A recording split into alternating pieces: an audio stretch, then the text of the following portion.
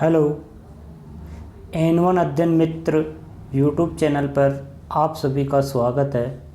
हम पढ़ रहे थे लोक देवता के अंदर पढ़ रहे थे पंचपीर में अपन गोगा जी पूरा कंप्लीट कर लिया था। आज पढ़ेंगे हम पाबूजी। क्या पढ़ेंगे? पाबूजी का ध्यान रखना दोस्तों।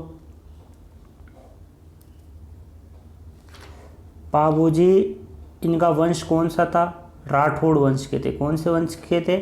राठौड़ वंश के। जाति क्या थी इनकी? राजपूत। राठौड़ वंश के राजपूत थे दोस्त। तो इनका जन्म स्थान कहाँ हुआ था? जन्म स्थान इनका कोलूमंड गांव, फलोदी तहसील, जोधपुर, 1239वीं ईस्वी में। अगर आप सभी को अगर विक्रम संवत निकालना हो तो ईस्वी के अंदर 57 ऐड कर देते हैं, यानी 57 जोड़ देते हैं। अगर विक्रम संवत में दे रखा है आपको तो ईस्वी निकालना है तो उसमें से -57 यानी 57 कर देते हैं। ध्यान रखना दोस्तों। पाबूजी का कौन सा वंश था? राठौड़ वंश, जाति राजपूत, जन्म स्थान कोलूमंड गांव, फलोदी तहसील, जोधपुर के अंदर, 1239 ईस्वी में। अगर विक्रम संवत की बात की जाए तो 1296 विक्रम संवत चैत्र अमावस्या। दोस्तों ध्यान रखना, मेला भी इसी दिन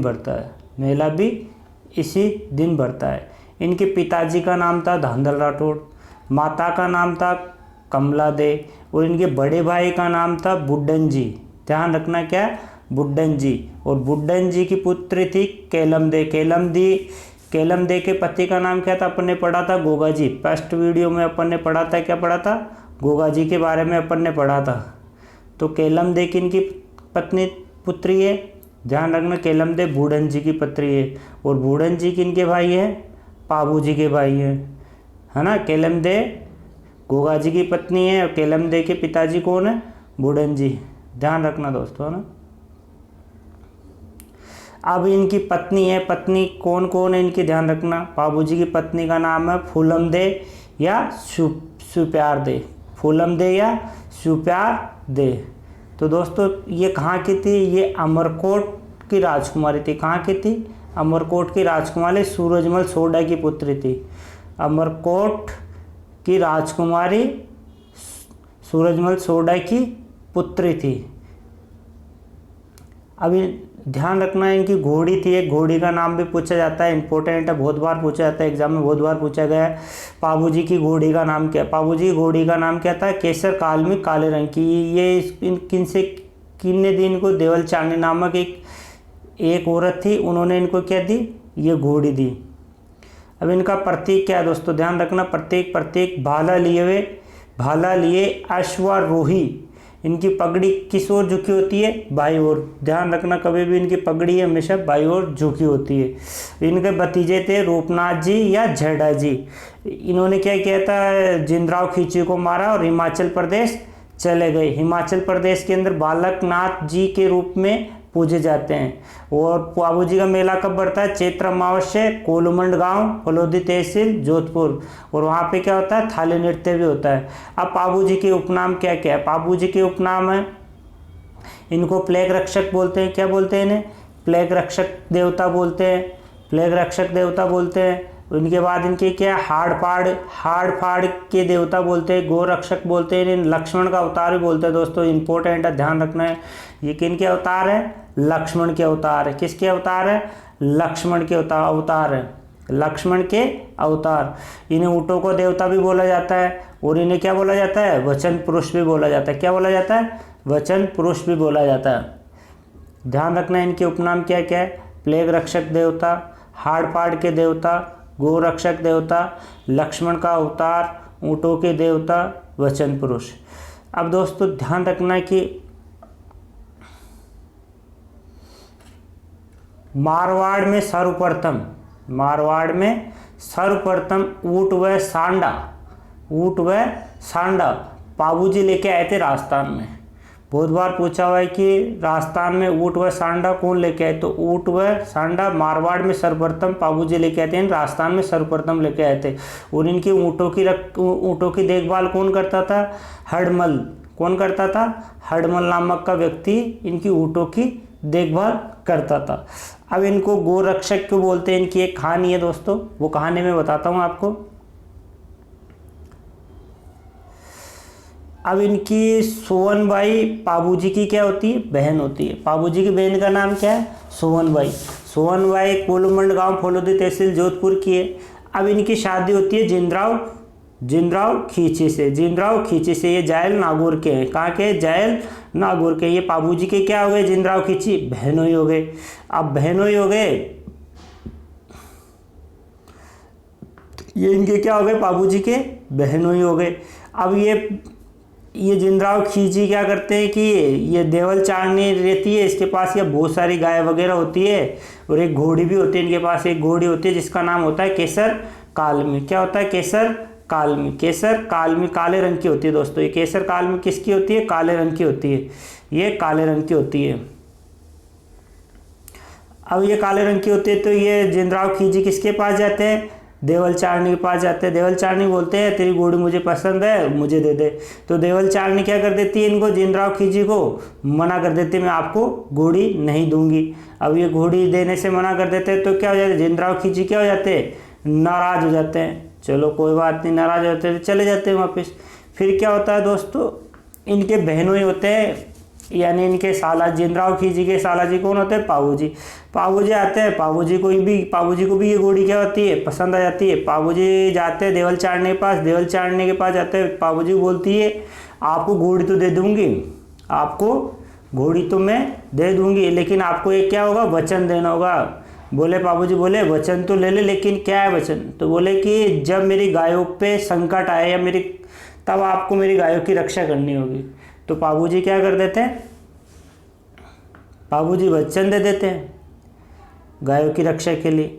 अब क्या होता है कि कुछ समय बाद पाबूजी की क्या होती है? शादी होती है। शादी किससे होती है? फूलम दे या शिवप्यार दे। किससे? शिवप्यार दे। यह कहाँ होती है? अमरकोट पाकिस्तान। अमरकोट कहाँ पड़ता है दोस्तों? अमरकोट पड़ता है पाकिस्तान में। कहाँ पड़ता है? अमरकोट पड़ता है पाकिस्तान में। कहाँ पड़ता है? अमरकोट पाकिस्तान में। अब पाबूजी यहाँ पे शादी के लिए बारात लेके निकल जाते हैं। बारात लेके निकल जाते हैं तो पाबूजी क्या होती है? शादी हो रहती है। और इनके साले जी क्या होते हैं? जिनराव खींची। ये क्या है कि शादी में नहीं आते। क्यों नहीं आते हैं? क्योंकि इनको घोड़ी दे देती है कौन? देवल चारनी इनको घोड़ी दे देती है, तो ये नाराज रहते हैं, तो ये आते नहीं है किनसे? पाबूजी की शादी में। अब ये मौका का फ़ायदा देख के क्या करते हैं? देवल चारनी क्या करते हैं? गाय चुरा लेते हैं। गाय चुरा लेते हैं तो भाई अब गाय चुरा ले तो पाबूजी ने वचन दिया था। किससे दिया था? देवल चारनी को। अब देवल चारनी बोली कि यार आए नहीं, पाबूजी आए नहीं। तो ये क्या करती है? स्वयं पाबूजी के पास चले जाती है। कहाँ चले जाती है? अमरकोट पाकिस्तान, जहाँ पे इनकी शादी हो रही है। तो शादी हो रही थी, वहाँ जाके पाबूजी को ये घटना सुनाती है। तो पाबूजी क्या करते हैं? इनकी शादी में केवल कितने फेरे लिए होते हैं? 1, 2, 3 और एक आधा। दोस्तों ये आधा 3.5 फेरे लेके ही शादी के बीच में उठ के क्या करते हैं? शादी बीच में छोड़कर गायों की रक्षा के लिए निकल जाते हैं। और इनकी युद्ध होता है किनसे? इनके साले, इनके बहनों से इनका युद्ध होता है। पाबूजी का व जिनराव खींची के मध्य युद्ध होता है। कहाँ होता है? युद्ध का स्थान है डेचू गांव फलोदी तहसील जोधपुर। और पाबूजी गायों की रक्षा करते हुए क्या होते हैं? मृत्यु यानी शहीद हो जाते हैं। उनके 2 सहयोगी होते हैं, चंदा और डेमा भी क्या हो जाते हैं? शहीद हो जाते हैं। चंदा और डेमा भी क्या हो जाते हैं? शहीद हो जाते हैं। इसलिए इन्हें क्या बोला जाता है? गायों की रक्षा का देवता और वचन पुरुष। ध्यान रखना दोस्तों, गायों की रक्षा और वचन पुरुष, क्योंकि इन्होंने वचन दिया था। अपने वचन निभाने के लिए क्या कर दिया? इन्होंने अपने प्राण निछावर कर दिए।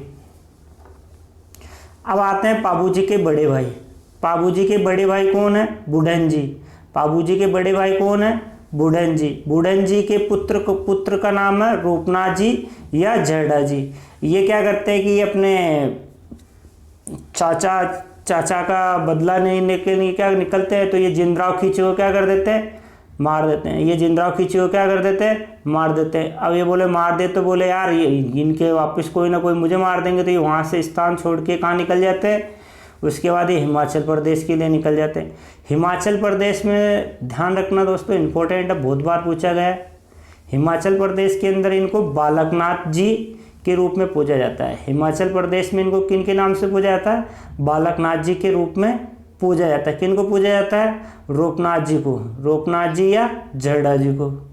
इनकी फड़ है, फड़ कब ये फड़ होती है दोस्तों, कपड़े के ऊपर इनकी जो भी होती है, इनकी गथाएं होती है, जो भी है कपड़े के ऊपर लिखी हुई होती है, वो फड़ गाते हैं। तो यानी ऊँट बीमार होने पर फड़ गाते हैं। कौन गाते हैं? प्रसिद्ध फड़ है इनकी, ऊँट बीमार होने पर। तो ध्यान रखना दोस्तों, ये गाते हैं आयड़ या नायक, आयड़ या नायक भोपा गाते हैं। आयड़ या नायक जाति के भोपा गाते हैं। कौन से वाद्य यंत्र बताते हैं? रावण हत्या, रावण हत्या।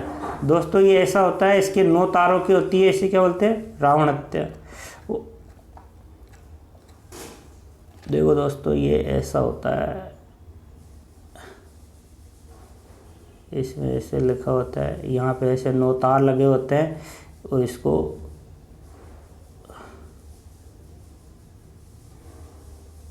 इससे बजाते हैं ना दोस्तों। ध्यान रखना है कि कौन सा वाद्य यंत्र है? रावण हत्या।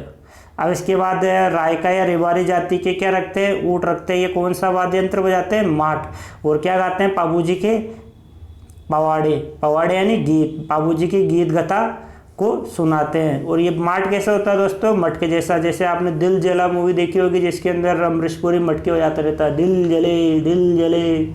ध्यान रखना दोस्तों, है ना। इसके बाद आता है थोरी जाति। क्या आती है? थोरी जाति। थोरी जाति, थोरी जाति के लोग सारंगी बजाते हैं। सारंगी से क्या गाते हैं? पाबूजी के यश गाते हैं। क्या करते हैं? पाबूजी के यश गाते हैं, यश गाते हैं दोस्तों। ये कितने तारों की होती है? 27 तारों की होती है।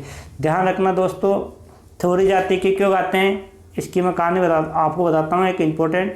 क्या राजा आना बेगला गुजरात का था। कहाँ का था ये राजा? गुजरात का था। आना बेगला राजा कहाँ का था? गुजरात का। थोरी जाति के 7 भाइयों को क्या बना लेता है? ये बंदी बना लेता है। तो इनको क्या करते हैं? पाबूजी ने क्या कराया था? छुड़ा दिया था। छुड़ाने के बाद क्या है, ये थोरी जाति के क्या करते हैं? सारंगी बजाते हैं। सारंगी से पाबूजी के क्या गाते हैं? यश यानी इनकी गथाएं गाते हैं। अब पाबूजी के ध्यान रखना दोस्तों, कौन कौन से प्रसिद्ध, एक तो प्रसिद्ध ग्रंथ है। तो पाबूजी का प्रसिद्ध ग्रंथ है, क्या है प्रसिद्ध ग्रंथ? कौन सा है? पाबू प्रकाश। पाबू प्रकाश। इसके लेखक है मोड़जी असिया। मोड़जी असिया, असिया है दोस्तों ये, है ना, मोड़जी असिया। पाबूरो छंद, पाबूरो छंद, पाबूरो छंद किसने लिखा? मेहाजी या बिट्ठू जी, मेहाजी या बिट्ठू जी। फिर पाबूजीरा दोहा, पाबूजीरा दोहा, पाबूजीरा दोहा किसने लिखा? ये लेखराज जी। कौन लिखा? पाबूजीरा दोहा लेखराज जी। ध्यान रखना दोस्तों, इंपॉर्टेंट है। मेहर मुस्लिम जाति के पीर के रूप में पूछते हैं। पाबूजी को किसके रूप में पूछते हैं? मेहर मुस्लिम के जाति पीर के रूप में पूछते हैं। और भील जनजाति के लोग, इन भील जनजाति यानी भील पूछे हुए जनजाति में कौन? तो भील जनजाति पाबूजी को पूछती है। और नोट ध्यान रखना दोस्तों, पाबूजी के अनुयायी होते हैं, शादी में आज भी 3.5 फेरे लेते हैं। कितने फेरे लेते हैं? 3.5 फेरे लेते हैं दोस्तों। ये पाबूजी पूरा कंप्लीट हो। अगर कोई डाउट हो तो आप कमेंट कर सकते हो। अगर अच्छा लगा तो ज़्यादा से ज़्यादा शेयर करें। मुझे नहीं लगता है कि राजस्थान JN हो, पटवार हो, SI हो, रीट लेवल हो, कोई सा भी एग्ज़ाम हो, इसमें से कोई बाहर जाएगा। आप इसको वीडियो को 1 बार नहीं 2 बार 3 बार देखो, आपको अच्छे से समझ में आ जाएगा। धन्यवाद दोस्तों। जय हिंद।